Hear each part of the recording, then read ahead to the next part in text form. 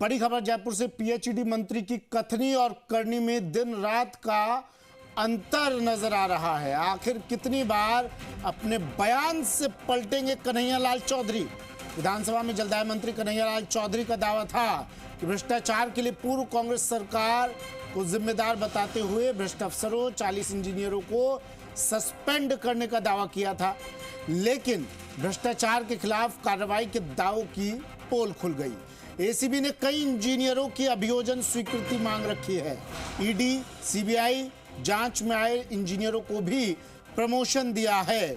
चौधरी ने पिछली सरकार में बढ़ाए हुए पदों पर डीपीसी से भी इनकार किया था।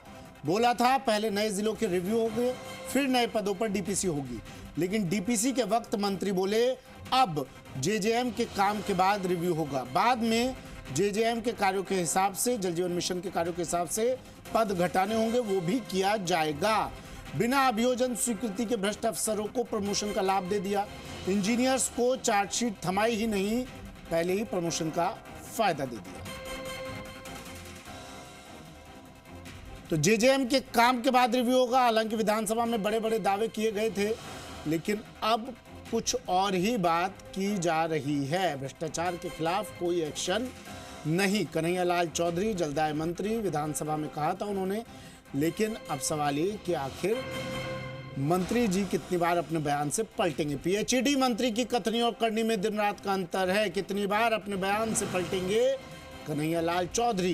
विधानसभा में मंत्री जी ने दावा किया था कि भ्रष्टाचार के लिए भ्रष्ट अफसरों पर कार्रवाई की जाएगी, लेकिन अब तक कोई एक्शन नहीं। आशीष चौहान मेरे सहयोगी फोन लाइन पर जुड़ गए हैं। आशीष, एक्शन कब?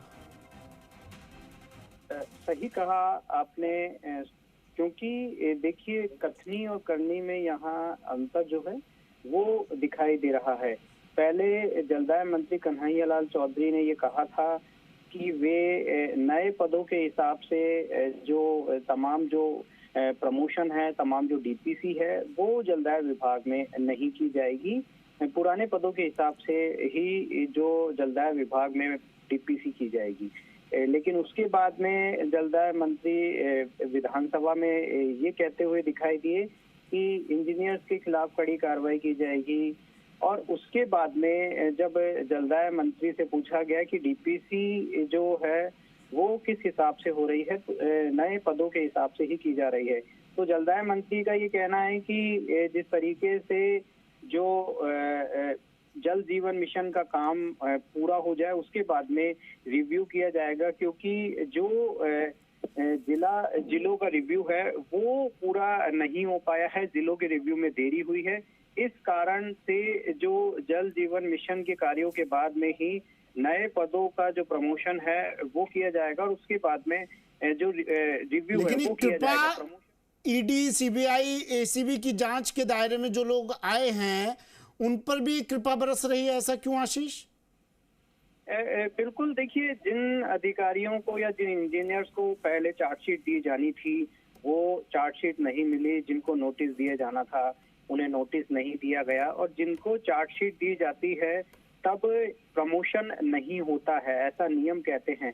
लेकिन पहले चार्जशीट नहीं थमाई गई, पहले प्रमोशन का तोहफा उन्हें दिया गया है और उसके बाद में जब प्रमोशन किए जाएंगे अब जाकर चार्जशीट थमाई जाएगी। यानी कि प्रमोशन का जो लाभ है वो जलदाय विभाग क्या कोई तकनीकी पहलू है जो हम समझ नहीं पा रहे हो कि पहले प्रमोशन दिया जाना जरूरी हो, उसके बाद चार्जशीट तो पहले भी दी जा सकती थी, ऐसा हो सकता होगा आशीष? शायद बिल्कुल हो सकता था, क्यों नहीं हो सकता था, क्योंकि जब जांच होती है, जांच के बाद में चार्जशीट दी जाती है, तो चार्जशीट देने में देरी यहाँ पर की गई है।